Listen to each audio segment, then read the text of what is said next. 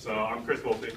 I'm Chris Sarnitz, and today we're going to be talking about smart TVs and 4Ks and just all the new advances that they're having in those two areas.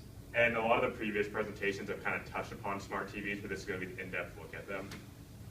So what exactly is a smart TV? As discussed earlier, it provides, the TV provides a more interactive and personalized experience by adding more capabilities such as input devices and connecting to the internet. So first we're going to talk about the difference between smart TV and an ordinary TV. Smart TV just has more capabilities. You can watch television, you have all your favorite apps on there, you can use software. It mostly resembles a computer except you don't have like Microsoft Word and things like that. So this essentially means that all your favorite websites, as Justin talked about, can be accessed right from the TV, so say Facebook, Twitter, and this also allows you to stream more videos directly from YouTube or even a Netflix. And TV supports so many different types of inputs. You have Ethernet and Wi-Fi for your internet usage, USB and Bluetooth, whatever you want to connect with that, flash memory for if you want to put your camera in and look at all your pictures on the television, and for just regular old TV, you have your coaxial and HDMI cable ports. So essentially what this means is that the TV is the all-in-one place. So if you take a picture with a camera, you can then connect that and upload it to the TV, and then use an Instagram software to edit and publish that photo to the world. And because of all these new technologies, the old remote is going to become obsolete with the smart TV, and it's going to be more of like a tablet or a keyboard or a mouse, more like a computer, because you now have all these different apps. You're not just cycling through channels anymore. You have to be able to switch between television, the internet, Netflix, and everything else like that. So I don't know about you guys, but I have a dumb TV in my dorm room. However, there is a chance for dumb TVs to become smart, and that's through hardware such as Apple TV or the Roku, and these just allow the internet capabilities to even be accessed on an older TV. Right, so right here are some of the best selling smart TVs: Panasonic Smart Viera, Samsung Smart Hub, and Toshiba Smart Cloud. A lot of different brands are developing smart TVs, and these are just three of the top ones. But you're seeing it across all brands because it is becoming the new big thing that there's going to be competition over, and you always want to be on top of your business. So even though there are a lot of brands doing it, the prices are pretty high. To get into the quality TVs, it's about $1,500. But as with technology, the more mainstream it becomes, the lower that price will come. So these prices will come down soon. So the reason smart TVs are a big thing now is because the next big thing, 3D TVs, was a total bust, and they didn't sell as they anticipated. So always trying to move on. Businesses now develop smart TVs, and that's the new way we're going. So just to do some industry negatives, because the TVs can now connect to the internet and have all these new input devices, it makes them a huge target for hackers or everyone's neighbor, the NSA, to do some spying on everyone. There's a lot of growth potential within the industry, and that's for businesses and for consumers. For businesses, it's for advertisers mostly. They can have more effective advertisements. So a young male is not going to see feminine health commercials, an older woman's not going to see a young sports commercial about getting a car or something like that. It just helps target advertisements better. So the other part was the 4K technology, which is technology that is 4 times the amount of pixels as the current 1080p has.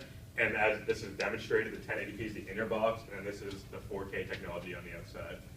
Ultra HD is the same thing as 4K, but because 4K is better than standard HD, they wanted to make it sound better, so they upped the name Ultra or UHD. If you see that, they're referring to 4K. They're interchangeable terms for the most part. So why use 4K? So you're going to get a better picture quality because you have more pixels, which allows you to have more details. And when you get into these bigger TVs, especially over 50 inches, people can actually notice the difference between 4K and 1080. As well as if you get over 80 inches, you really don't want to be watching anything that's not on 4K. So issues with 4K is there's not much video source right now. There's no DVD or TV transmissions going through, and it costs a lot of money. Infrastructure costs for businesses to change over to producing 4K televisions. It's going to be a lot of money internally, and they don't want to do that right now. So the consumers, they get benefits of smoother edges, which kind of adds more depth to it, which makes for a better picture. And also, since you have more pixels, you see less of the pixely structure, which is, once again, important on those larger TVs. And with any television, there's optimal viewing distance. With 4Ks, it's more like a movie theater. Ideally, you'd want to be 1.5 screen heights away. So if it's if it's TV 60 inches tall, you want to be 90 inches away. So that's about Good man. 7.5 feet. So the next, going forward, the technology, people are already thinking beyond 4K. So some of the industrial cameras can actually shoot pictures in 8K quality, and that's what we believe is going to be the next big thing going forward. So any questions or answers? Or any questions? Yep. So this is kind of going back to my other question from the last presentation a little bit. So I saw like the cheapest one was around $1,500, and you could probably get a similar size TV for what, like $500, a nice TV. So aside from the 4K, why would anybody choose a smart TV over Xbox One or something? Would it be more convenient to have an external device that you can just, when the TV updates and stuff, to just change out the TV and continue using the features of Xbox One? I don't see a point to the smart TVs. I don't see it as an industry it's going to continue to grow. Well, one, not everyone's into the gaming part, and that's kind of a major push for that. Or like the little Apple device. Forget the Xbox, but like that little Apple device that makes it a smart TV. They can just use external and the TV. Yeah, and that's why there's a big demand for that. But I think going forward, once there's more and more capabilities, you're gonna need to kind of have the smart TV. Whereas right now, all those capabilities aren't necessarily tapped, so you can get away with like the hardware, like the Apple TV or the Roku. But again, people want like that whole entertainment system, and they want that all in one. And I think there's gonna be a large push for the smart TV to be that place, just because it can provide everything.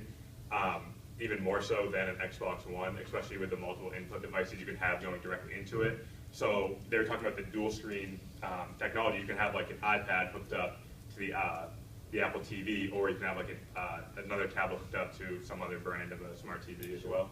And how much are the little Apple devices? Are they? Is it relatively valuable? Yeah, I believe I'm not exactly sure what they're. They're in like the $100 range. I want to say, if I had to put a number, I'd say like around 300, but I'm not exactly sure. That's awesome. Yeah.